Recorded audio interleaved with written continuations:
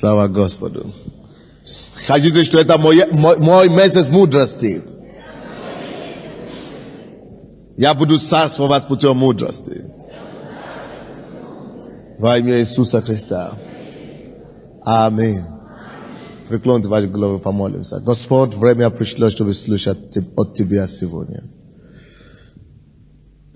Мы так нуждаемся, чтобы Ты сказал нам то слово, которое не оставит нас равнодушными, но которое поднимет нас и сделает нас головою в нашем мире, победителями и господствующими там, где Ты поставил нас. Так это и будет, Господь. Мы верим и просим во имя Иисуса Христа. И весь народ сказал: Я проповедую сегодня на теме «Цари царствуют мудростью». Цари царствуют мудростью.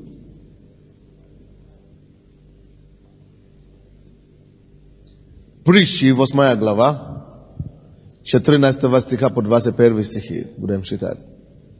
Притчи 8, 14 по 21 стихи. У меня совет и правда. Это разум, это мудрость говорит. Мудрость говорит, это у меня совет.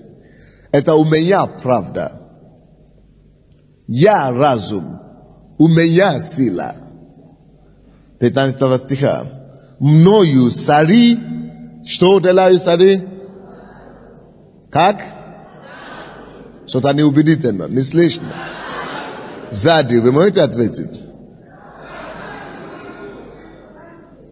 Откройте вашу Библию на самом деле.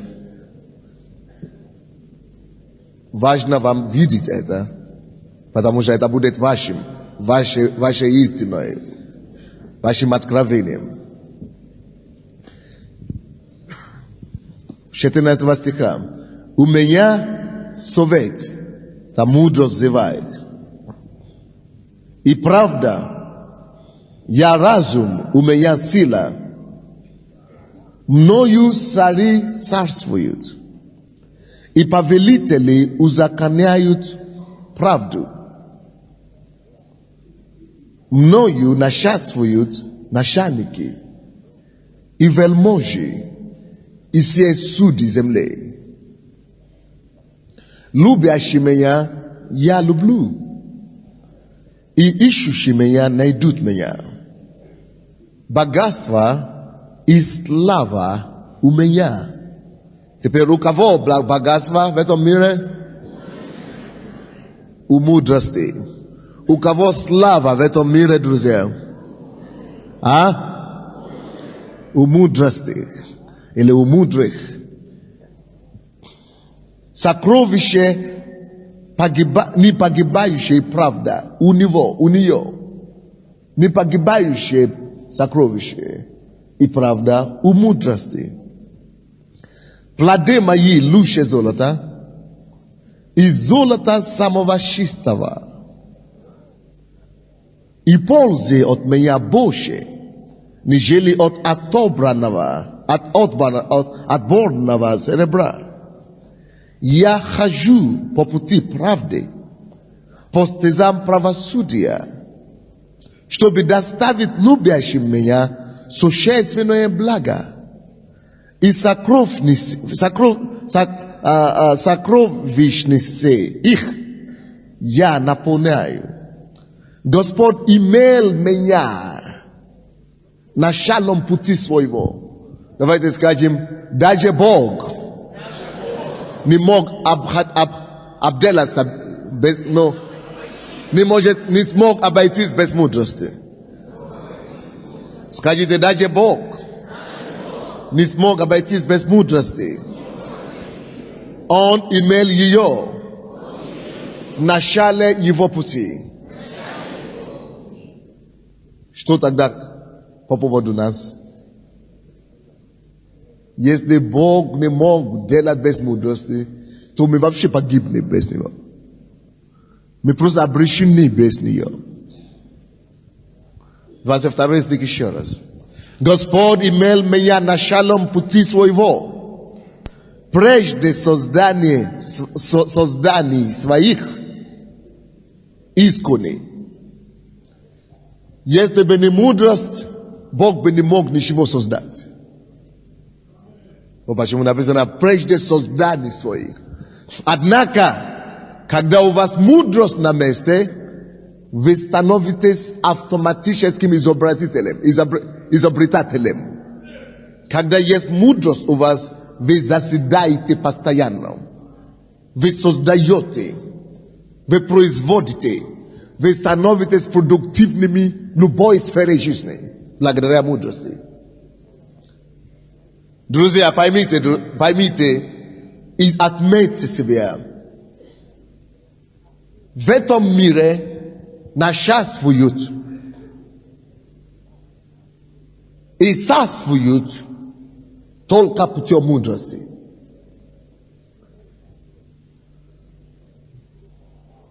Люди, которые будут царствовать, главенствовать, нашествовать в этом мире, это люди, которые уделили время, которые не жалели силу, чтобы тратить на то, чтобы приобрести мудрость. Будут нашествовать, будут господствовать над другими.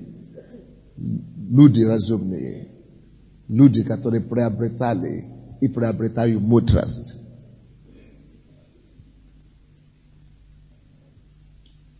Это может каждый. Бог дает каждому.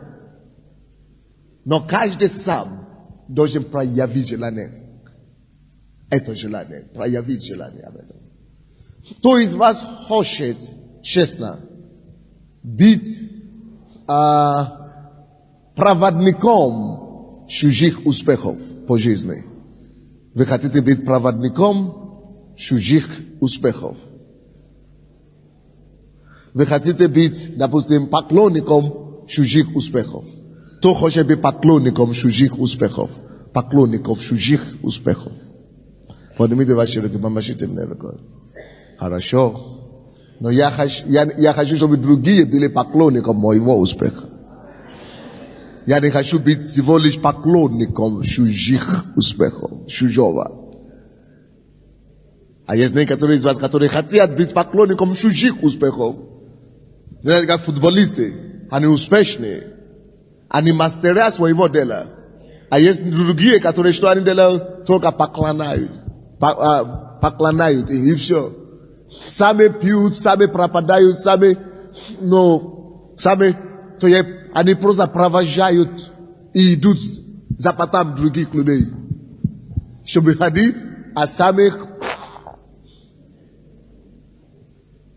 не могут состояться. Теперь еще раз, кто хочет быть поклонником чужих, не своего успеха, а чужих успехов. Кто хочет теперь быть проводником чужих, не своего успеха, а чужих успехов. Еще нашлись такие, да, все-таки. Вы не хотите быть успешными сами, так? Вы хотите просто аплодировать других успешных людей. Вы сами не хотите быть успешными, правда?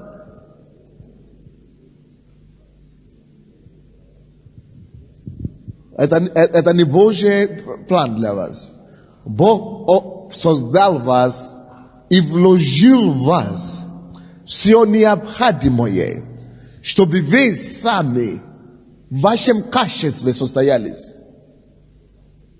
Может быть, вы повар, может быть, вы инженер, может быть, вы кем-то. Знаете, есть повара, которые миллионеры. Потому что они нашли свое место и состоялись, развивались в этом и нашествуют уже там. Вы можете быть успешным везде.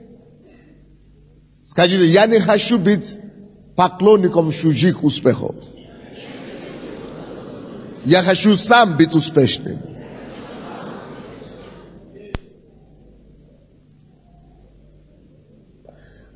У многие из нас, мы настолько уже потеряли надежду в отношении себе, что мы практически уже вычеркнули себя, что мы не даем себе никакого шанса. Мы уже думаем, наша судьба с вами, это просто уже, не знаю, кем быть.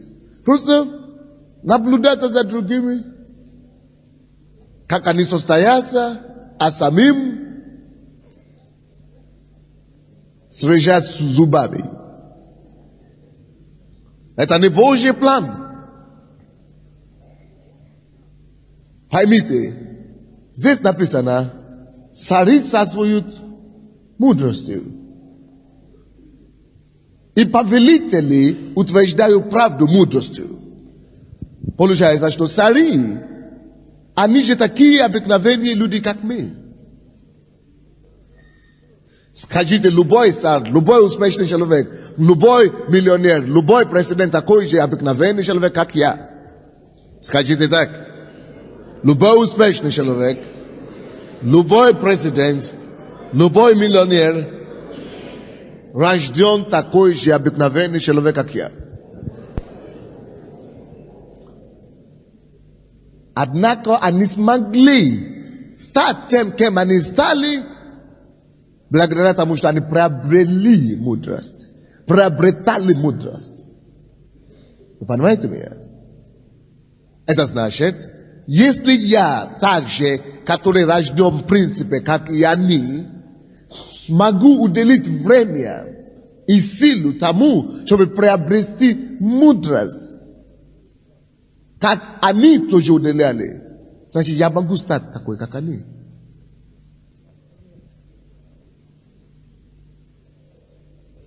Скажите кому-то рядом с вами, у тебя есть шанс.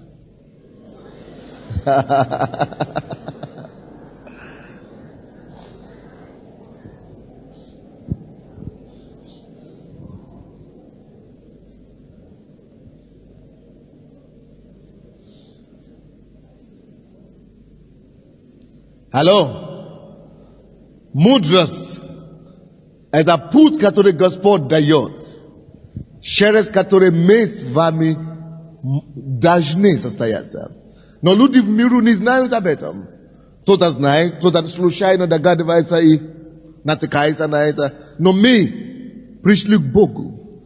Бог говорит нам, как мир устроен. Бог говорит нам, как земля функционирует. И говорит, слушайте, я вам открываю эти тайны, чтобы вы могли не догадываться ни путем ошибки, ни путем падения и так далее, достичь что-то, а чтобы вы могли идти прямым путем. Цари царствуют мудростью. Знаете, если мы приобретем мудрость, мы будем царствовать. 14 стих написано. У мудрости есть совет. У мудрости совет. У мудрости правда. У мудрости разум. И у мудрости сила. 15 стих. Мною цари царствуют. И повелители узаконяют правду. Мною мудростью цари царствуют. Кто из вас знает, что мы с вами цари? К римлянам, Евреям, 1 глава, 6 стих. Евреям 1:6. Написано, что Господь соделал нас, не закрывая, конечно, вы можете это открыть, не закрывая притчи, потому что мы вернемся к притчам. Евреям 1:6. Откровение 1:6. Откровение 1:6. И соделавшему нас царями и священниками Богу, и Отцу нашему, своему, слава и держава во веки веков. И соделавший нас, кем он соделал нас? Царями.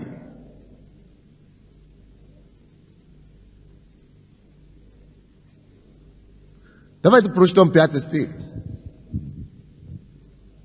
И от Иисуса Христа, который есть свидетель верный, первенец из мертвых, и владыка царей земных, Jemu возлюбившему нас и омывшему нас от грехов наших кровью своею. Now, прочтите 5 стих еще раз. И от Иисуса Христа, который есть свидетель верный, первенец из мертвых, и владыка царей земных. О каких царях речь идет? О нас. Для Бога нету царей, кроме нас. Вы видите, он говорит первенец. Среди кого он первенец? Среди нас, среди братьев, среди возрожденных, среди сынов Божьих он первенец. Поэтому речь идет в 5 и 6 стихе о верующих. Он свидетель кому? Тем, кто принял Евангелие. Свидетель верный для нас. То есть это 5 и 6 стих говорит о верующих. Все качества Иисуса, которые перечисляются там, говорится об его отношении с нами. Его отношение с нами. Он свидетель нам. Он верный свидетель нам. Это мы выяснили, что он верный свидетель. Цари мирские люди и цари неверующие, они не знают, что он верный свидетель. Никто не знает это. Это он нам свидетель верный. Это он нам, что там еще написано? Но первенец. Первенец из братьев. Потому что он первый сын Бога. Кто был раньше сыном Бога? Никто. Он первенец. Он первый человек, кого назван, кто назван сыном Бога. И мы потом начали называться кем? Сыновьями и дочерями Бога. Поэтому он первенец нам. И поэтому, когда Библия говорит, что он владыка царей над царями земных, речь идет о нас.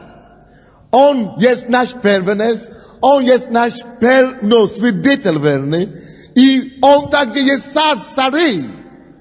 Точно как он есть первенец из братьев, из всех сыновей, так и он есть царь царей. Он царь над нами. Он поэтому об этом и говорится дальше в 6 стихе, проясняется, что он владыка над царями, не над царями, которые неверующие, которые языческие цари, нет. Он владыка над нами. Он наш царь. Он поставил нас, поэтому в 6 стихе объясняется, что те, которые приняли Иисуса, мы созданы, мы, дети Божьи, созданы, Бытие, 1 глава, 27 стих. Он создан нас по образу Божьему и по подобию Божьему. Что такое подобие, что такое образ Божий? Что такое образ Божий? Образ Божий, Бог есть дух, и мы есть дух. Подобие Божие, это такой, какой Бог есть. А какой Бог есть? Бог есть Господь, нашествующий. Бог есть царь. Он есть царь царей. Он есть Господь господствующий. Он царь. Он подобие его, это значит такой, как он есть, по виду. Есть он создан, чтобы быть такой, как он, по подобию. Он есть царь над вселенной, и он поставил нас царями не вселенной, не неба, а земли, именно конкретно земли. О чем речь идет? Что он есть владыка царей земли. Мы поставлены, Бог поставил нас царями над землею. Не королей царь. Это нас он поставил царями над землей. Потому что мы созданы по подобию. Подобию. Что такое подобию? Какой он? Он Господь. Он господствует, он царствует. Подобие, мы тоже царствуем. Только он царствует над вселенной, над всеми, над небесами, над всеми, над землей. А он создал планету Земли маленький для нас. Чтобы мы, люди, по его образу и подобию, здесь господствовали. Человек это потерял, когда Адам упал в грех. Но Иисус, поэтому об Иисусе речь идет, что он есть первенец, что он есть истинный свидетель. Иисус искупил нас и вернул нас царями земли. On stał starym Adamom dla nas. On iskupił nas od naszego odsupniczeństwa, od naszego grzecha, od naszego padenia od Boga i postawił nas теперь царями, так как Бог это видел и захотел с самого начала. Поэтому Иисус стал нашим Господом. Поэтому Иисус стал нашим владыком. Потому что Он нам принес это, Ему мы обязаны. И благодаря Ему мы теперь, слушайте внимательно, братья и сестры, ты и я, вы со мною, мы призваны господствовать и царствовать, и начальствовать, и быть царями во всех областях жизни. Как это разбить у вас? Как разбить это менталитета нищенского, который дьявол, и грех, и мир, и система устроил у нас? Рабский менталитет. И это независимо от твоего положения. Как я могу быть царем на земле, когда я уборщица всего лишь, или я инженер всего лишь? Не физически, это не говорится о физической позиции. Это говорится сначала о духовном состоянии, о том, что ты знаешь, что тебе открыто. Когда ты будешь себя вести соответственно, твои слова будут соответственными, твои поступки будут соответственными. И если ты даже уборщик сегодня, или уборщица сегодня, или ты сегодня студент, или просто, я не знаю, инженер, или просто повар, слушайте внимательно. В духовном мире позиция и положение уже есть. Вы начинаете видеть себя в этом положении. Бог говорит, что Он поставил нас, меня, царем на земле. Но я никакой не царь, не похож. Так? Хорошо. Но другое место Писания говорит нам, если Он говорит, что я царь, каким образом же царь царями становятся на практике? Если я положение перед Богом уже царь, но физическом, практически я никто. Каким образом я могу становиться физическом, чтобы это подтвердилось? Каким образом я могу состояться? Это то, что мы читали. Притчи 8, 15. Мною цари царствуют. То есть, если я хочу стать в физическом мире на самом деле царем, я знаю как. Мудростью цари царствуют. Ага, я понял. Значит, Бог поставил меня царем, но это еще не значит, что я буду царствовать. Чтобы царствовать, что нужно мне делать? Приобретать мудрость. Мудростью цари царствуют. Он поставил нас царями, но мы еще не царствуем. И, слушайте, так миллионы христиане, Бог видит их царями. Он хочет, чтобы они царствовали. Они так будут мучиться по всю жизнь. И Бог будет смотреть и говорить, Боже мой, как жаль, как жаль. Я же со своей стороны уже все сделал. Я же со своей стороны уже положение, должность ему дал. А он не идет к этой должности, он не осуществляет этого.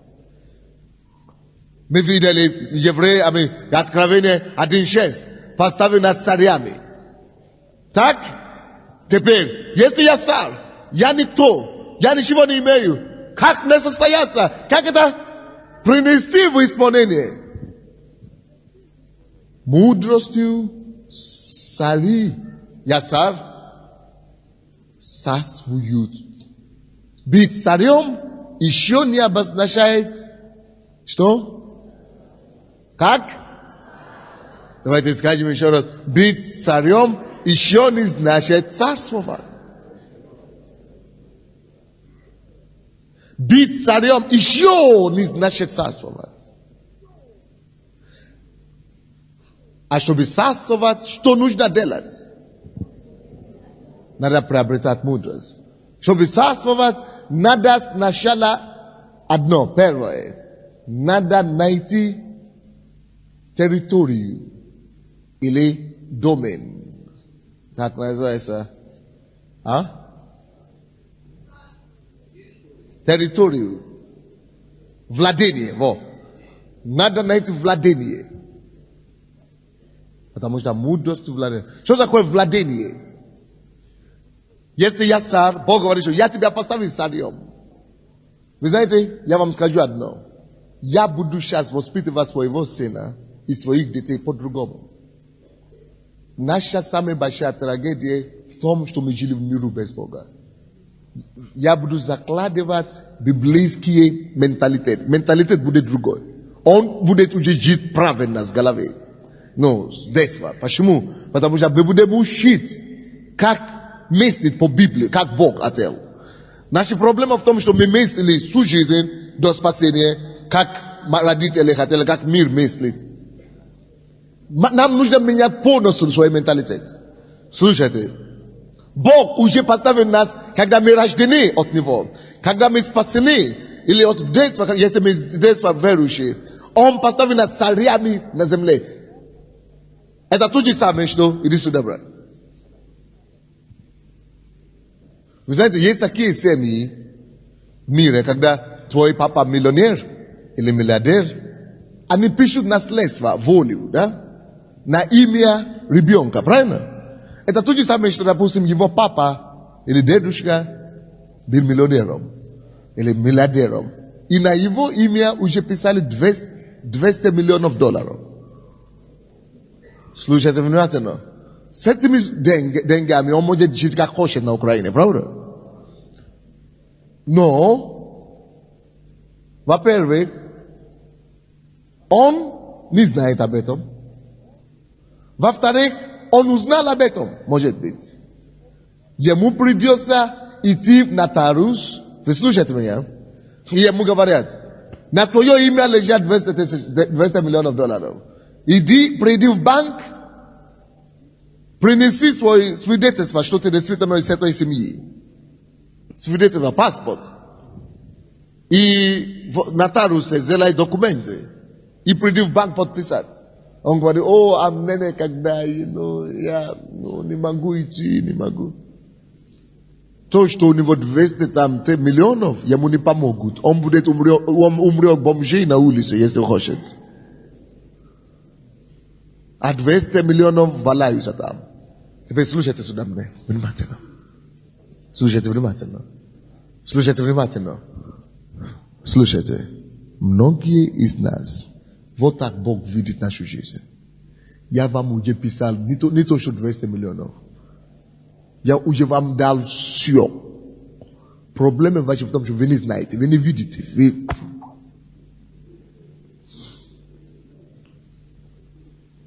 И поймите, слушайте. Я вам только от вас одно только требую. Приобретайте мудрость. Если ты приобретешь мудрость, тебе надо просто идти этим путем. Положение уже резервировано для тебя. Должность уже резервирована для тебя, гарантированная. Тебе надо просто пройти. Формальность приобретения мудрости и стать видеть в жизнь так, как я вижу. Чтобы потом положение это могло стать реальностью. Чтобы ты мог, как царь, царствовать мудростью. Мудростью это то, что тебя способствует царствовать.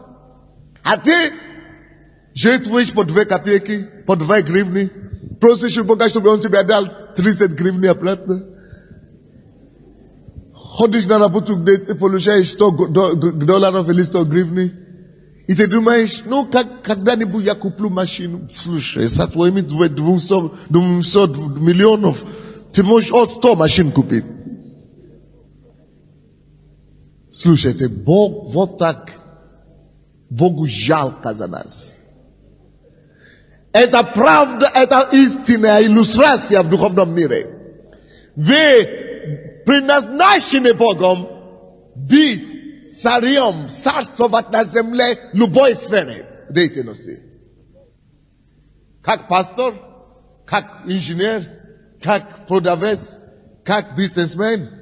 Бог уже во Христе Иисусе, через первенца, через владыка царей земных, он уже поставил на положение определенное в духовном мире. А это положение царское.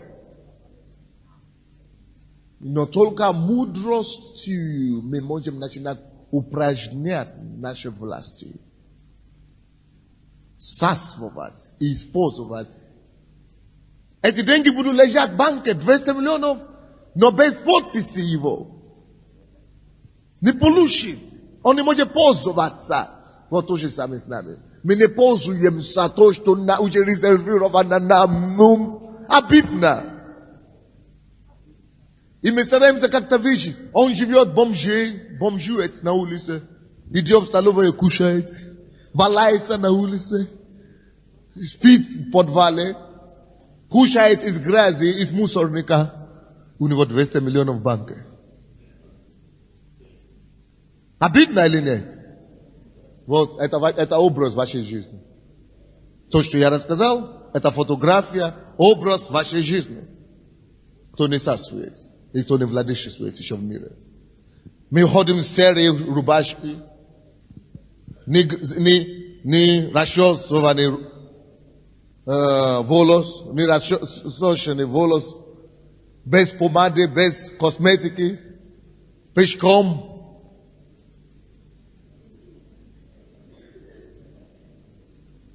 Не оплачиваем за билеты в автобусе, потому что нету 2 копейки, чтобы платить за автобус. Прыгаем, или как мы говорим.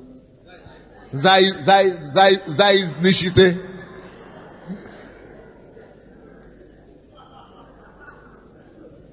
Когда Бог говорит, посмотрите на него. Слушайте, друзья, многие из вас получите шок, когда попадете на небо. Получите шок.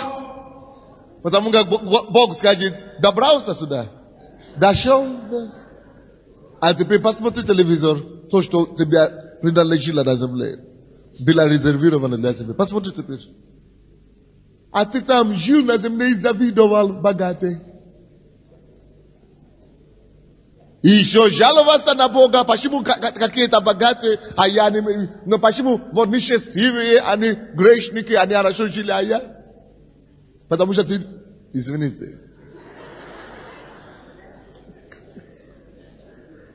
Потому что тебе еще легче было, чем их жить вот так. Если любой неверующий мог что-то иметь, заработать миллион, то мы имеем право намного больше делать, как верующие, потому что с Богом. Вы знаете, я бросаю этот вызов. Мы с женой принимаем этот вызов. Через 5 лет я буду миллионером. Запишите мое слово. Не через 5 лет, через 2 года. А? Как? Через 2. Почему? Потому что это не мое призвание. Я не хочу это делать. Но я просто хочу доказать что-то миру. Я не буду заниматься, я буду пастором дальше, но я хочу свою жену потоковать. Сделай что-нибудь. И она сделает. Она уже приняла вызов. Пускай начинает делать что-нибудь. Я буду помогать. Но я буду проповедовать Евангелие. И у нас через 2 года будет минимум 1 миллион или 2 миллиона. С нуля. Now, чтобы вы знали, что если мы во Христе Иисусе, мы имеем ум Христовый, нет ничего невозможно для нас.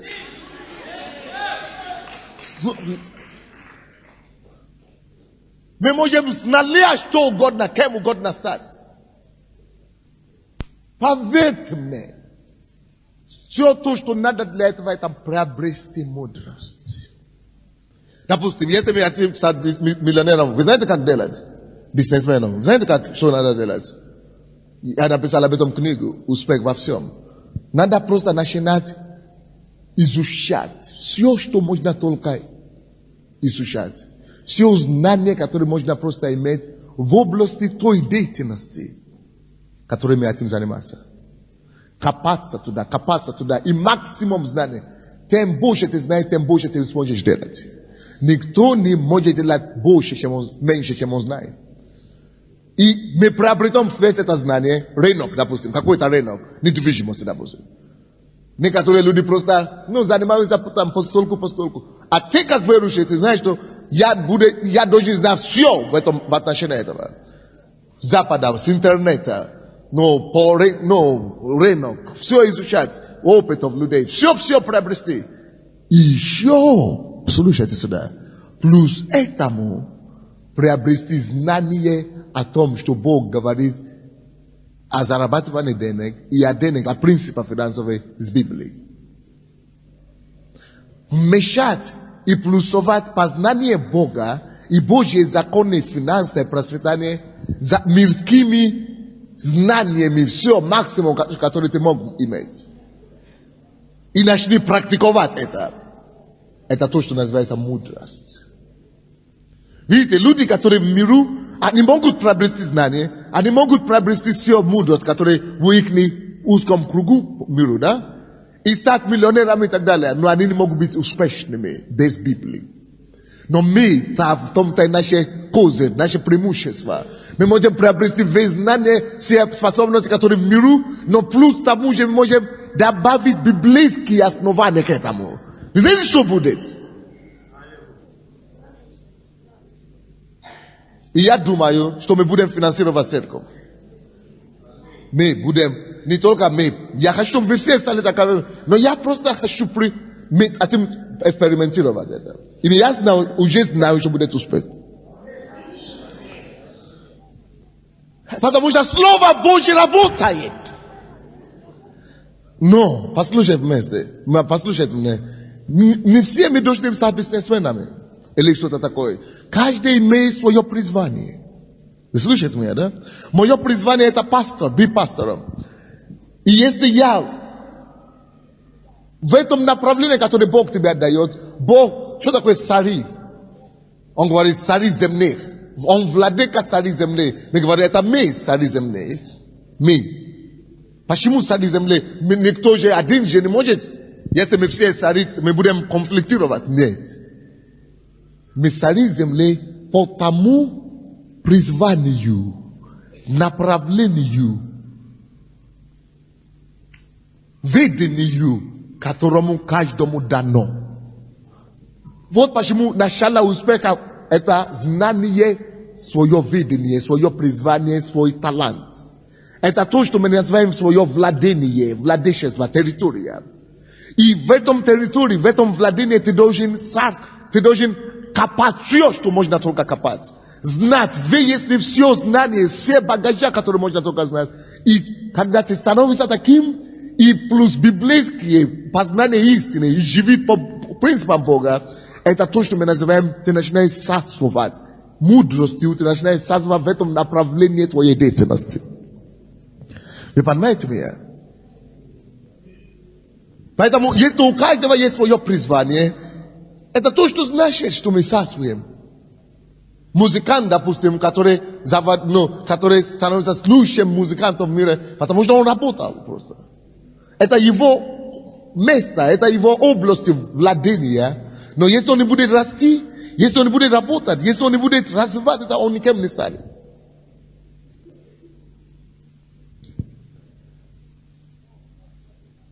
Бог поставил нас царями на земле. Кто знает, что он уже нашел свое владение, где ему царствовать? Кто уже знает, где ему царствовать? Вы знаете конкретно, что вы имеете территорию владения свое. Вот я вижу некоторые имеют, которые действительно поднимают руку, но некоторые из вас что-то вы не похожи, никак не похожи. Хорошо, но это уже лучше. Вы знаете. Может быть, вы еще не начали царствовать, потому что вы успеете. Вы говорите, я успею, но я уже знаю. Это начало знать свое владение. Я хочу знать, какой процент. Еще раз, помашите мне рукой. Кто уже знает территорию своего владения. Очень хорошо, я рад. Слушайте, опустите вашу руку. Теперь, кто может сказать так, что я уже в этой территории царствую мудростью. Я уже царствую. Уже царствую. Хорошо. Видите, мало. Что значит я уже царствую? Допустим, я знаю, что я должен стать, я учитель по образованию, я учитель.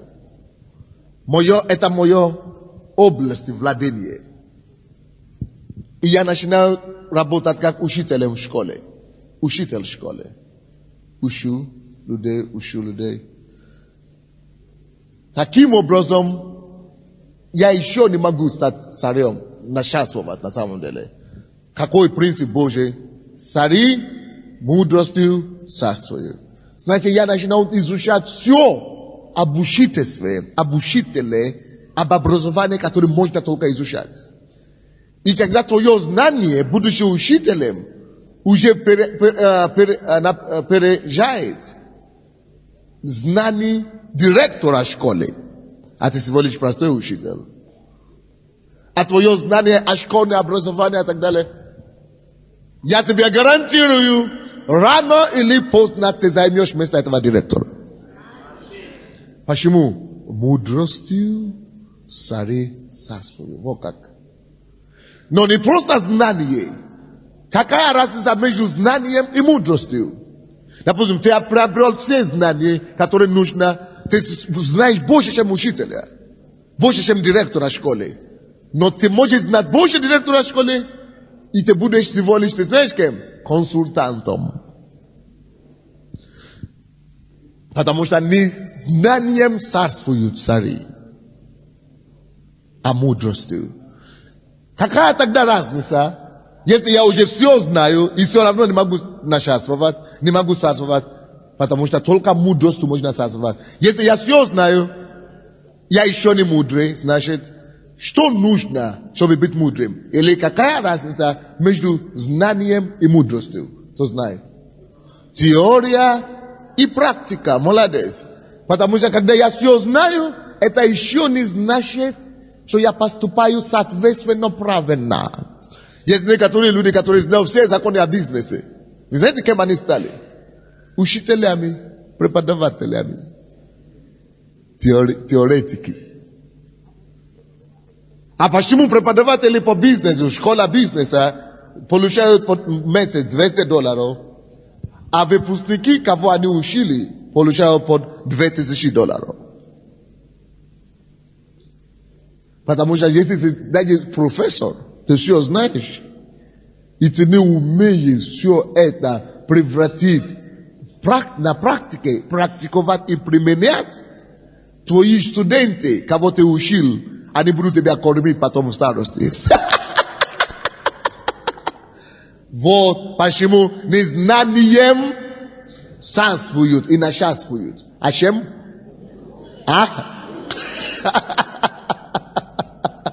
Мудростью.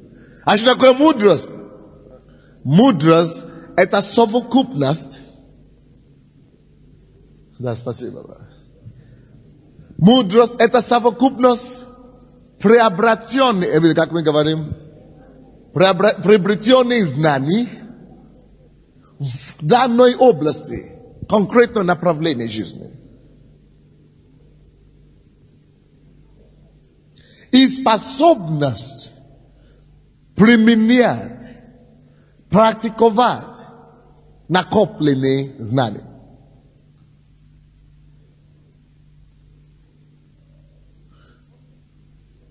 Вот почему Иисус говорит, кто слушает мое слово и не исполняет, подобие человека, который строит свой дом на песке. Дождь или ветер придет и рухнет. А благоразумный, мудрый, это тот, кто слушает и пошел и делает. Он подобен человеку, который строит свой дом на крепкие основания камня, на скале, и ничего не разрушит. Слушай сюда, дорогой. Если ты приобретаешь знания, максимум познания в том или иной сфере, и потом практикуешь это, живешь это, Не только потоп тебя не разрушит, не только ветер тебя не разрушит, не только землетрясение тебя не разрушит, никакая сила в этой стороне планеты не сможет быть способна тебя сдвинуть с места. Благодаря премудрости. Мудрость утверждает так, что ни ад, ни дьявол, ни государство, ни правительство, ни армия, ничто не может одолеть тебя. Почему? Потому что Иисус говорит, что тот, кто делает то, что знание, которое он приобрел, тот, кто практикует, и то, что я учил, тот, кто это делает, кто живет этим, тот неразрушим. Неразрушим. Скажите кому-то, мудрость делает тебя неразрушимым и непоколебимым.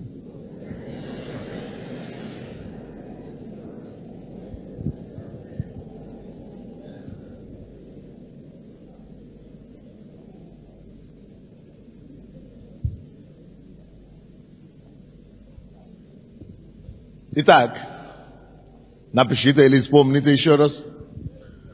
Мы перед Богом, Бог поставил нас царями и священниками, правда ли? Но чтобы царствовать, нужно найти свое владение, место царствования. Музыка, слава, поклонение, бизнесы, миссионеры, пасторы, учители. Но найти это еще ничего не значит. Ты можешь выяснить, вот это парень, он может выяснить, что у него 200 миллионов в банке и никогда не собрал документов. Я был в Израиле недавно, и мне сказали, что многие евреи остались здесь, в Советском Союзе. Я говорю, почему? Потому что они не могли найти их документы, потому что их бабушка, дедушка, они потеряли эти документы, или уничтожали эти документы. Они евреи, они хотят выехать в Израиль, но мучаются здесь. То, что ты знаешь, что ты еврей, это еще не значит, что ты будешь в Израиле жить. То же самое, ты можешь знать, что ты царь. Вот я царь, значит. И я знаю, что Бог меня призвал создавать бизнесы. Это еще не значит, что ты будешь царем бизнеса. Надо приобрести мудрость в этом направлении. Документы надо иметь. Надо все учеба, которые ты можешь. Что такое мудрость? Максимально приобрести знание об этом предмете. И практиковать, упражнять и жить на практике. Но почему тогда люди в миру, они же тоже так, учатся и становятся кем-то? Какая тогда разница между нами? А потому что в миру они приобретают только мирские знания. Они действительно становятся врачом, выдающимся, да, врачами. Становятся миллионерами, да. Но они-то не знают принципы жизни, чтобы это все сохранить. Это получается, это еще не мудрость. Они получили мирскую мудрость. Они не знают, как это все законом жизни подкрепить. Вот почему Даниил был лучше, чем кого? Всех мудрецов Вавилона. Потому что они все учились в одном университете. Они все учили один и тот же самый предмет. Но Даниил был найден 10 раз умнее. Почему? Потому что кроме предметов, которые он изучал со всеми мудрецами, он еще знал закон Господа. Вот то, что делает нас 10 раз лучше тех, которые в миру. Вот это уже мудрость. Допустим, когда люди в миру, они становятся богатыми людьми, начинают бегать за девушками, за маленькими, за девками, по барам, и они не знают, что вот это уже бомба, взрывчатка. Может быть, сегодня не взорвалось, завтра взорвется. Человек уничтожает самого себя таким образом. Но когда у нас есть мудрость Божью, мы знаем, что это опасно. My живем правильно, и поэтому мы не разрушим им становимся. Иисус так и сказал, кто живет по моим словам, то не разрушим. Галатам, откройте, пожалуйста, со мной. Галатам, 4 глава. Кто еще не нашел свое владение, свое направление, где ему быть, какое призвание у него, кто еще не знает, поднимите ваши руки. Помогите, пожалуйста. Что-то не уверены, машите рукой. Вы еще не уверены, вы не знаете, да? Хорошо. Тогда вам надо приобрести все кассеты, которые можно только приобрести в этом направлении. Все кассеты месяца марта месяца, все кассеты прошлого года Майса Монро и все кассеты прошлого октября мое лидерское. Это вам поможет найти. Вы найдете там. Запишите себе. Марта месяца, прошлого года октября, 99-го, моя лидерская школа, и Майс Монро прошлого года тоже. Вы найдете свое. Но вы все это уже учили. Это уже есть где-то. Только вы не знаете об этом. Галатам 4 глава, с 1 по 3 стихи. Еще скажу, наследник, доколе в детстве, ничем не отличается от раба, хотя и господин всего. Вы слушаете меня, нет?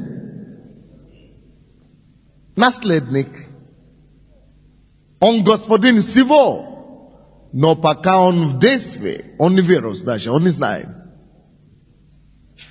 Он ничем не отличается от раба. Это нужно, это важное место Писания. Посмотрите на себя. Вы царь, вы наследник Бога, но наследник. Он господин всего. Вы господин всего. На земле господин всего. Но ничем не отличается от раба. От обыкновенных мертвых, смертных украинцев. Почему? Потому что доколе, пока в детстве, вы в детстве, вы не выросли в Бога. Вы не познали Бога, вы еще в детстве, маленький. Не выросли в Бога, вы не росли. Пока в детстве ничем не отличается от раба. Вы поймите, слушайте. По закону Бога, по закону справедливости, вы, которые служите Богу, ходите в эту церковь, никак не должны жить как украинцы. Никак. Никак не должны жить как украинцы. И никак не должны жить по средней зарплате 200 гривен в месяц. Никак не должны так жить. Это не положено вам. Это не ваше место, это не ваше достояние. Но, к сожалению, наследник, хотя он и господин всего, Бог поставил вас господин всего, но это не открыто, не дошло. Наследник, пока он раб в детстве, он не потому что он не раб, но его детство, его незнание, его непознание делает его равну раба. Пока в детстве ничем не отличается от раба. А ты скажи, но я много чего знаю, я уже хожу в церковь 5 лет. Видишь, незнание делает царей царствовать. Незнание делает начальников начальствовать. А что? Мудростью, способностью превратить это знание все на практике, упражнять его и быть тем, кем ты должен быть. Поэтому знание без мудрости это тоже детство. Теперь послушайте меня внимательно еще раз. Да. Наследник. Пока он в детстве, хотя он господин всего. Дайте этого ребенка сюда.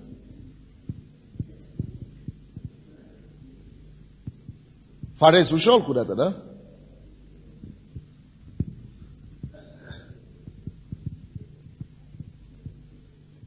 Маленький, сколько тебе лет? 10 лет. Допустим, его папа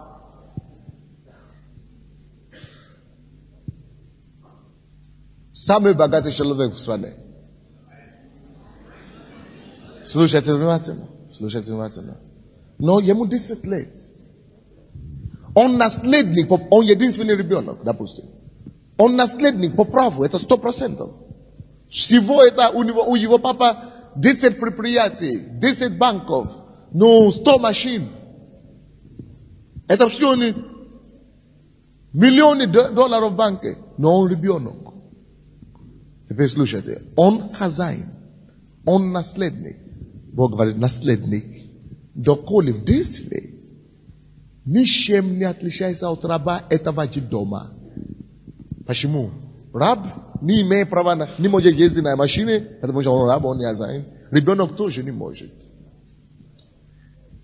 Раб не имеет доступ к этим счетам, миллионам, которые в банке. Раб не имеет доступ. Ребенок тоже не имеет, потому что ему 10 лет.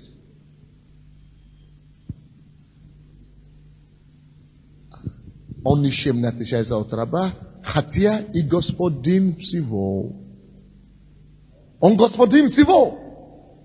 Это все принадлежит ему. Но он не знает. Он даже не знает, что такое счет банковский. Он даже не знает, что такое завод. Ничем не отличается от раба. Все.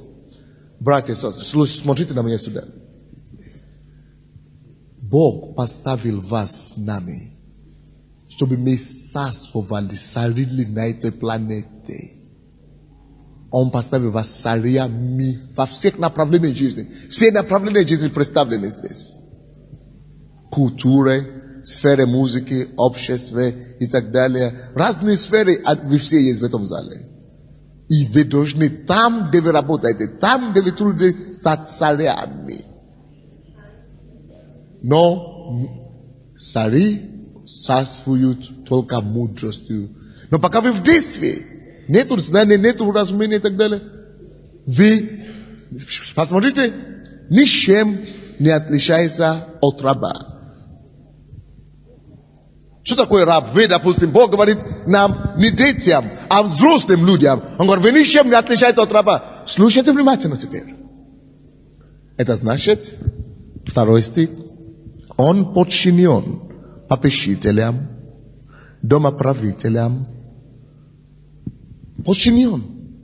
Слушайте, вы смотрите на меня сейчас. Многие вещи, которым вы подчинены сегодня, многие обстоятельства, которые контролируют вас, это издевательство. Они не должны подчинять, они не должны командовать вас. Вы не должны были подчиняться состоянию просить работу, состояние просить кусочки хлеба, заиничить в метро. Вы не должны, но что вас опустило до этого уровня, что вас унизило до того? Ребенок. Хотя он хозяин всего. В этой стране сегодня вы хозяин всего. А ты хочешь убежать в Америку жить, в Израиль жить, куда-то еще жить. И там будешь рабом, пока не вырастешь. Все принадлежит уже вам. А вы смотрите, может кто-то мне благословит сегодня $10. А Бог смотрит, до слез больно. Что тогда делать? Определить, найти это владение, эту территорию, это место призвания своего. И клаться самому себе и Богу. Говорит, Господь, я прочту все, что надо будет. Я приобрету все знания, которые надо будет. И я буду максимально все практиковать. Я приобрету все мудрости, которые надо будет. Я стану таким. Когда вы приобретаете мудрость, слушайте сюда. Вам не понадобится неправильными путями состояться в жизни. Потому что вы знаете, смиренному дает благодать. Вам надо просто иметь все знание о Боге, законе Божьей, и о том призвании, о том профессии, о той работе или о той должности, о том месте, который Бог вам призвал быть. Сосчитать это библейские знания и знания вашей профессии, и практиковать, идти, добивать этого. И вы становитесь, вырастите.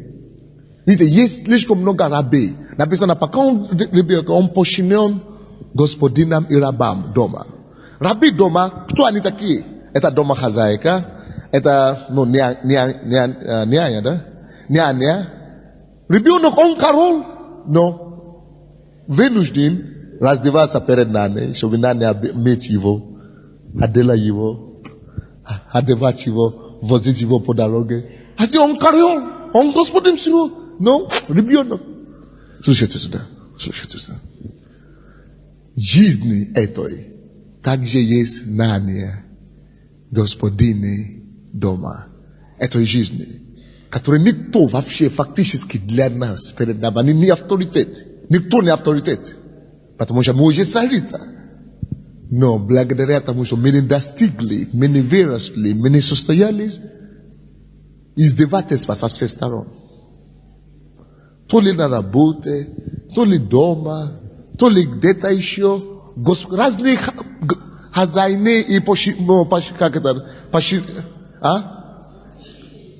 попечители, всякие попечители нас.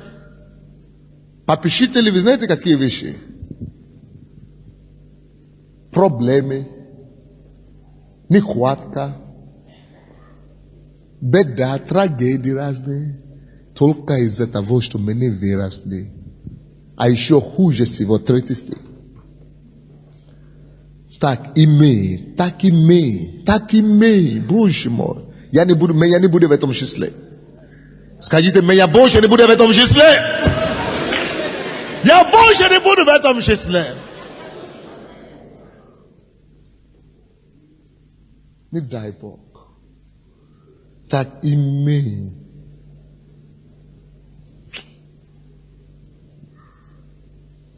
Доколе били в действии, били порабощены вещественным началом мира. Что такое вещественным началом? Вещи диктуют нам. Я не могу купить костюм, вещи, потому что у меня нет денег. Получается, не я, мое желание уже не может осуществиться. Вещи диктуют мне. Нет денег. А я же король, я же царь. Если я без царем, вещи уже не контролируют царей. Вещественным началом мира. Что такое вещественным началом? Многие из нами болеют. Если вы поняли бы знание, если есть разумение о том, как жить в здоровье, вы бы сатвовали над болезнями. Вы бы сатвовали над суетой, над нищетой также. Вы бы сатвовали над депрессией. Многие из вас еще убивают депрессией. Почему депрессия, болезнь, бедность, почему они еще контролируют нас? Почему они еще контролируют нас? Их мы называем вещественным началом. Вещественным началом. Они контролируют нас только из-за того, что мы не имеем познания, мудрости в этом направлении, чтобы господствовать над болезнью. Если ты будешь знать все, что Слово Божье говорит о болезни, она не будет знать твой адрес. Но знать это еще не все. Если мы будем поступать соответственно своевременно, мы побеждаем над болезнью. То же самое над нищетой, то же самое, но во всем вещественном начале мира уже не будут диктовать нам. Кто из вас, допустим, хотел бы ездить по миру, где-то что-то делать, может проповедовать или в гости, или отдохнуть? Опустите руку. А кто из вас ездит по миру? Видите? Почему это не получается? Опустите руку. Почему это не получается? Потому что вы еще не стали царем в этом направлении. Что-то держит вас. Почему вы не можете ездить по миру? То денег нет, то не знаю куда ехать, то что-то. вещественные начала мира контролируют вас. Ты считаете третий стих еще раз? Так имей, доколе били в действии, били порабощены вещественным начала мира. Помните, когда мы еще с вами не были верующими, сколько вещей контролировали нам, мы были порабощены многим вещам, да? Правильно? Но когда мы стали верующими, мы освободились от многих всего, правильно? Это потому что в этом направлении вы получили мудрость. Вы получили победу. И эти вещи, которые раньше контролировали вас, они уже не могут. Вы одержали победу. Так и можно одержать победу во всех других направлениях. Через мудростью, начинать сасывать над болезнью, начинать сасывать над ограниченностью, начинать сасывать над нищетой и нехваткой, начинать сасывать над несостоятельностью, начинать сасывать над всем вещественным началом, которые ограничивают нас. Знание и мудрость дают нам сасывать во все любой теме, во все любое направление жизни. Допустим, многие люди в этом мире случаются аварии, трагедии разные и так далее. Мы принимаем это, как будто это должное. Совсем не случится. С любым может случиться. Но есть откровение в слове. Есть мудрость у Бога, через которую мы можем даже царствовать над несчастными случаями. Над аварией, над другими подобными вещами. Мы можем царствовать над ними. Допустим, одно слово говорит, что не приблизься к тебе зло. И к жилищему твоему язва не приблизится. Если мы можем иметь эту премудрость, знать это и ходить в этом, Бог держит слово свое. Не стоит за этим словом. Ты просто будешь жить, как будто ты перестанешь заметить, что в этом мире еще есть аварии, зло или язва. Во все любые направления вот так можно брать и копаться в этом направлении, и мудростью стать царем. Вот почему Библия дана нам. Это касается всех направлений жизни. Не просто деньги, не просто бизнес, не просто, а все направления жизни. Допустим, у многих из нас мы переживаем за своих детей. Мы не знаем, что с ними случится. Но мы можем с мудростью стать царями над боязнями, над переживаниями за детей. Мы не будем больше переживать. Почему? Потому что мы будем знать все, что написано относительно безопасного воспитания детей, чтобы они были и выросли правильными людьми. Если мы это будем знать, так никогда мы не будем жертвовать это. Вещественные начала мира контролируют людей, которые в действии в духовных вещах, которые не выросли в духовных вещах. Вещественные начала, что твои дети начинают пить, курить, стать наркоманами и так далее, потому что тебе неизвестно, не открыто тебе, ты не выросли в этом направлении. Муж начинает какое-то что-то делать, гулять, бить, кто-то еще не верующий и так далее. Если откровение будет, если мы выросли, если мы растем в этом, цари мудростью царствуют. Мы можем царствовать в этом направлении тоже, что мы не будем знать, что это такое. Цари царствуют мудростью. Цари царствуют мудростью, познанием слова и действием соотношения. Соответственно, Слово Божьего, данное и любых направлений, возьми любую тему, делает тебя царем над этой ситуацией. Допустим, страх. Некоторые из нас еще могут бояться, переживаем за завтра, за то, может случиться. И иногда, страх, испуг. Потому что еще меньше не выросли. В этом направлении мы еще ребенок. Ребенок, хотя он и господин всего. Но доколе в действии порабощаемым страхом, порабощаемым тем другим, ты еще порабощаем страхом. Значит, в этом направлении не открыто тебе что-то. Когда откровение Божье засыплет тебе, когда ты будешь знать все о страхе, и что Бог говорит, и как Бог это видит, и будешь соответственно действовать, ты становишься царем над страхом вообще.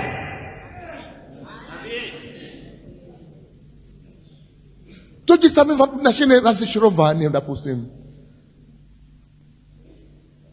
стрессом, гневом. Если ты еще можешь гневаться, обижаться и так далее, это тоже проблема. Найди в Библии все, что написано в этом направлении, изучай его и внедри это в себе. И обнаружишь, что ты действительно, ты уже поставлен царем. Только мудростью теперь ты начнешь царствовать над этим гневом. Ты не будешь знать вообще, что это такое Божье. Мудростью цари царствуют. И начальники начальствуют. Спасибо. Мудростью цари царствуют. Ты можешь царствовать, это наше призвание. Бог уже дал нам это место. Помните Галатам это? Так имей. Ребенок, пока он действует, он порабощаем по причинам разным, обстоятельства, чтобы они ему учили уроки, чтобы они донесли до него что-то. Многие беды и проблемы, которые у нас есть, обстоятельства сложные, проблемы, которые у нас есть, это просто потому, что у Бога нет иного пути, как научить нас, чтобы донести что-то до нас. Они есть вещественные начала и побежители, которые нас бьют, нас стукают по голове, чтобы что-то от тебя...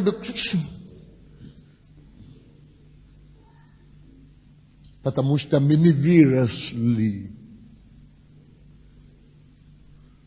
Так и мы, пока в действии, пока мы не разбираемся в какой-то теме, так и попечители, так и вещественные начала будут давить, будут нас порабощать. А мы, вместо того, чтобы себя чувствовали за царями, будем себя чувствовать рабами по жизни. Скажи, я больше не раб по жизни. Бог меня поставил царем. Я теперь буду царствовать. Еще одно место Писания. Откройте, пожалуйста, Псалом 8. 8 Псалом.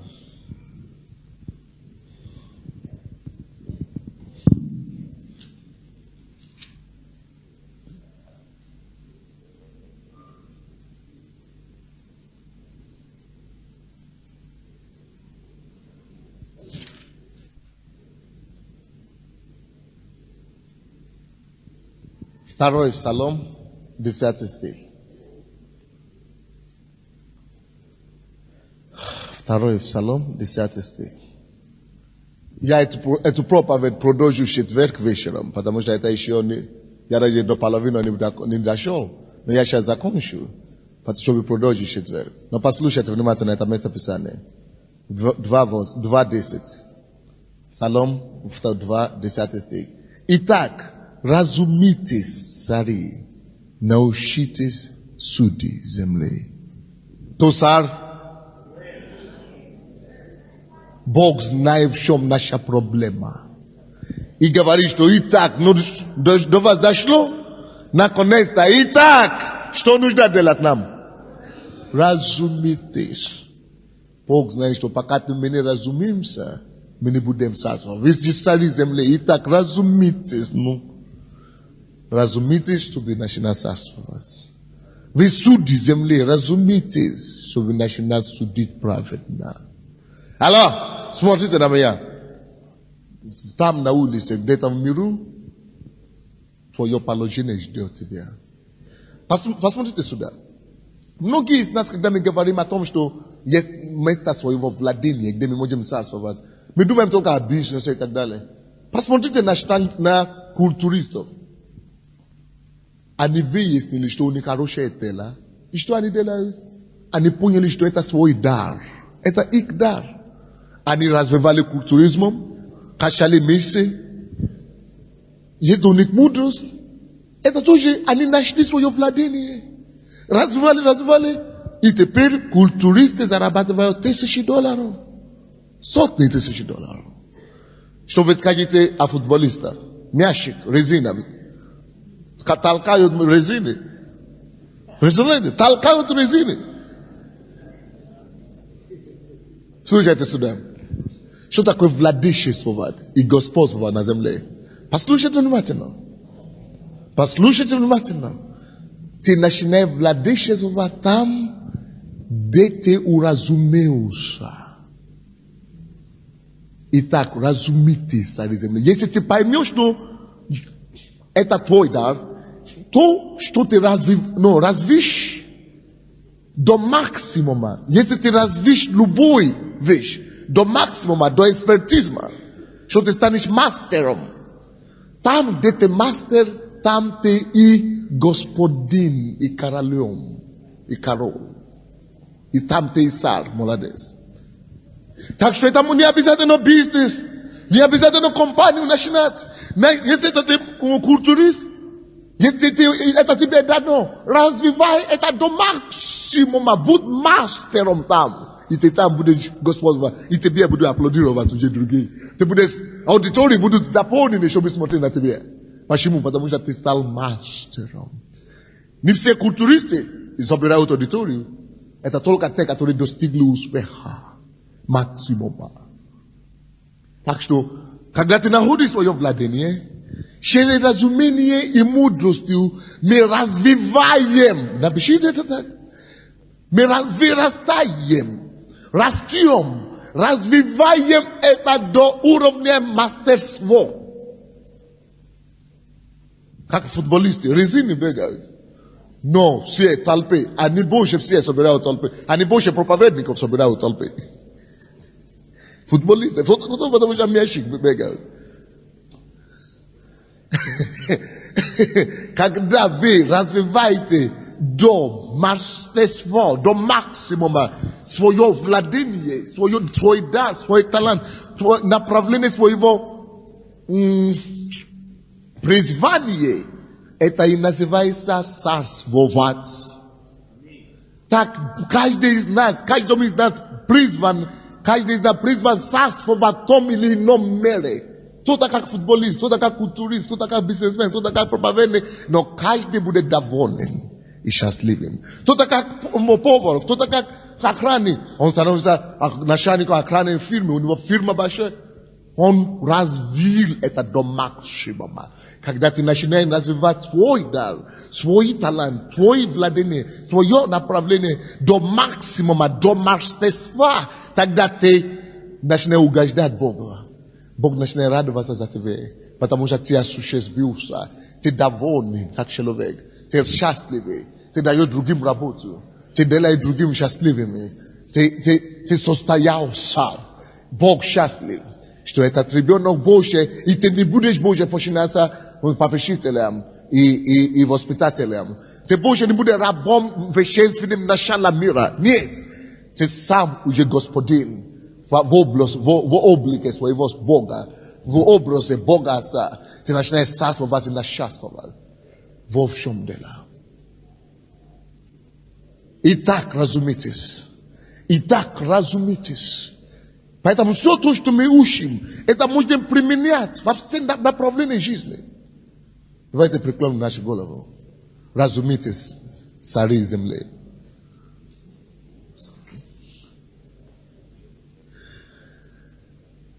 Когда вы начинаете разумляться в своем направлении, в своем призвании, вы начнете царствовать там.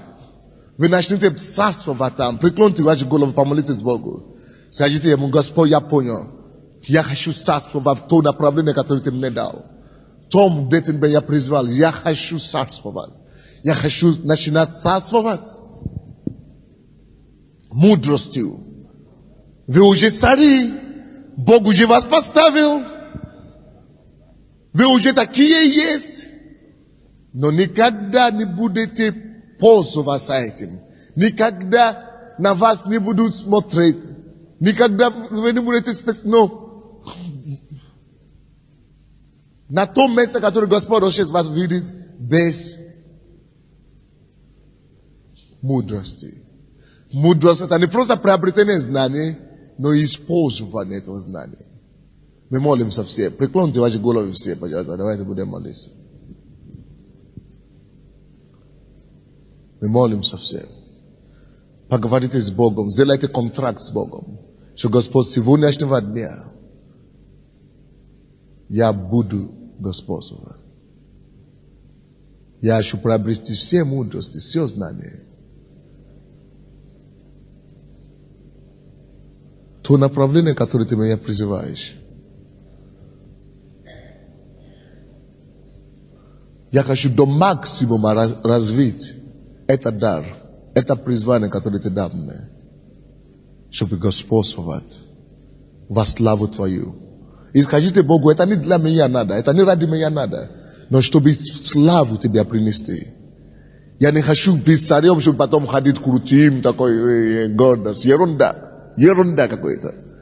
А чтобы славу Богу принести. Чтобы Богу славу принести. Чтобы покорить землю Богу опять. И чтобы вернуть земли опять Богу. Чтобы вернуть людей этой земли, всей земли Богу опять. Стать головой в индустрии. Стать головой в мастерстве. Стать головой в компании. Стать головой в том направлении, где ты находишься, и люди будут слушать тебя. И земля будет покоряться тебе. Вот почему мы пишем книги. Вот почему мы записываем кассеты. Чтобы это все могло помочь нам господствовать, вырасти, стать взрослыми во всех направлениях, которые Господь еще нас видит.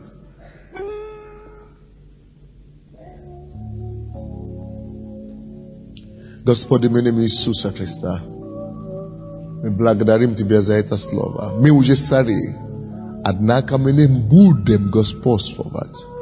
Мы не будем царствовать без мудрости. Мы цари, но только когда мудрость придет, мы начинаем проявляться, будучи как цари.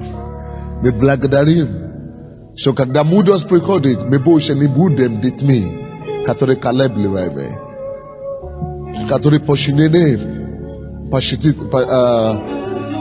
воспитателям. Мы будем взрослыми, которые есть наследник всего. Мы поняли сегодня, Господь, что мы есть наследник всего. Однако не похоже пока. Не похоже пока, что мы наследники всего. Господь, помоги нам вырасти, чтобы на самом деле мы стали наследниками всего. Во славу Твою. Во имя Иисуса Христа. И весь народ сказал: Аминь. Послушайте, пожалуйста. Послушайте.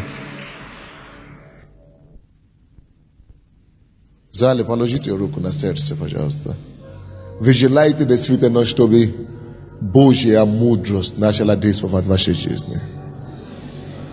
Для этого надо трудиться. Вы не можете спать и проснуться мудрым. Не бывает. Надо заниматься.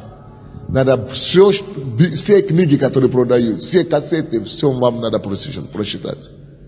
Все надо прочитать и прослушивать. А также, конечно, по вашей профессии, по направлению вашей деятельности, чтобы вы могли мудростью нашествовать и царствовать там. Господь, я благодарю Тебя за Твоего народа сегодня. Мы услышали Твое слово к себе. Мы сейчас бунтуем против неудач. Мы бунтуем против вещественных начал. Мы бунтуем против несостоятельности. Мы принимаем решение достигать вершины успеха. Боже мой, помоги нам. Мы поднимаем свои руки к Тебе. Мы верим, что Твое слово это истина и правда. Мой Бог, мы принимаем вызов, мы принимаем вызов, мы принимаем вызов, мы принимаем вызов. Дай нам слышать эту кассету еще раз, пока не станет, пока словом не станет плотью для нас. И дай, Господь, чтобы мы стали не просто слушателями слова, которые строят свой дом на песке, который потом дом рушится. Но дай нам, Господь, строить крепкий дом, быть делателем, чтобы наша жизнь была построена на камне, на скале, на правде Твоей, чтобы мы стали неразрушимыми в Тебе, благодаря мудростью. И чтобы каждый, кто слышал это слово, поднялся, состоялся, укреплялся и утверждался в жизни, как царем земли. Zelai etlanas. Zelai sadelai da sariami. Need most of love and of delay. Прощу beto. Во имя Иисуса Христа. И весь Божий народ сказал.